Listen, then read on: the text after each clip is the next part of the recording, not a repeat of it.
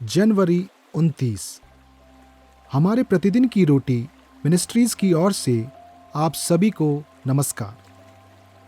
आज के संदेश का शीर्षक है भय के 7 मिनट, डेव ब्रेनन की ओर से। आज के पवित्र शास्त्र का भाग यूहन्ना अध्याय 11 38 से 43 वचन तक। यीशु मन में फिर बहुत ही उदास होकर कब्र पर आया। वह एक गुफा थी और एक पत्थर उस पर रखा था। यीशु ने कहा, पत्थर हटाओ। उस मरे हुए की बहन मार्ता उससे कहने लगी, हे प्रभु, उसमें से अब तो दुर्गंध आती है, क्योंकि उसे मरे 4 दिन हो चुके हैं। यीशु ने उससे कहा, क्या मैंने तुझसे नहीं कहा था कि यदि तू विश्वास करेगी तो परमेश्वर की महिमा को देखेगी? तब उन्होंने उस पत्थर को हटाया। यीशु ने आंखें उठाकर कहा, हे पिता, मैं तेरा धन्यवाद करता हूँ कि तूने मेरी सुन ली है। मैं जानता था कि तू सदा मेरी सुनता है, परंतु जो भीड़ आसपास खड़ी है उनके कारण मैंने ये कहा, जिससे कि वे विश्वास करें कि तूने मुझे भेजा है। ये कहकर उसने बड़े शब्द से पुकारा, हे लाजर, निकला।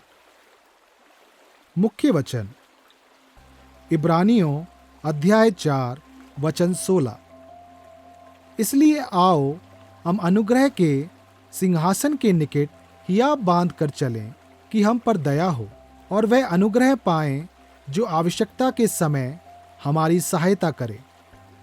जब 18 फरवरी 2021 को मार्स रोवर परसिवेरेंस उस लाल ग्रह पर उतरा तो इसके आगमन की निगरानी करने वालों को 7 मिनट का भय सहना पड़ा। जैसे ही अंतरिक्ष यान ने अपनी 292 मिलियन मील की यात्रा समाप्त की, यह एक जटिल लैंडिंग प्रक्रिया से गुजरा जिसे इसे स्वयं ही करना था। मंगल ग्रह से पृथ्वी तक सिग्नल आने में कई मिनट लगते हैं, इसलिए नासा लैंडिंग के दौरान परसिवेरेंस से कुछ सुन नहीं सका। संपर्क में ना होना उस टीम के लिए बहुत डरावना था जिसने इस मिशन में इतना प्रयास और संसाधन लगाया था। कभी कभी हम अपने स्वयं के डर के समय का अनुभव कर सकते हैं, जब हमें लगता है कि हम परमेश्वर से नहीं सुन रहे हैं। हम प्रार्थना करते हैं लेकिन हमें जवाब नहीं मिलता।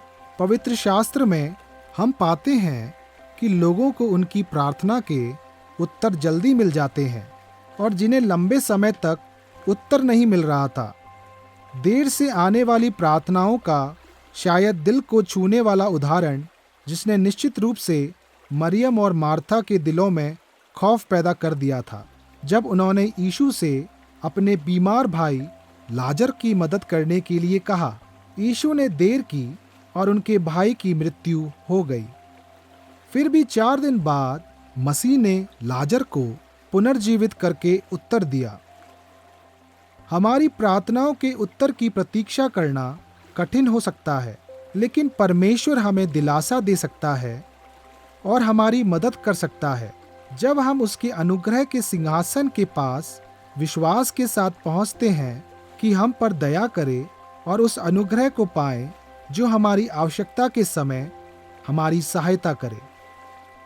जरा सोचें, आप किसके लिए प्रार्थना कर रहे हैं लेकिन उत्तर नहीं आ रहा है।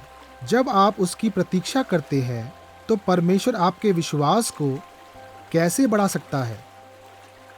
आए हम प्रार्थना करें। प्यारे प्रभु, आप जानते हैं कि मेरे दिल में क्या है। जब मैं आपके उत्तर की प्रतीक्षा करता हूँ तो कृपया मुझे आप पर भरोसा करने में मदद करें। आमीन।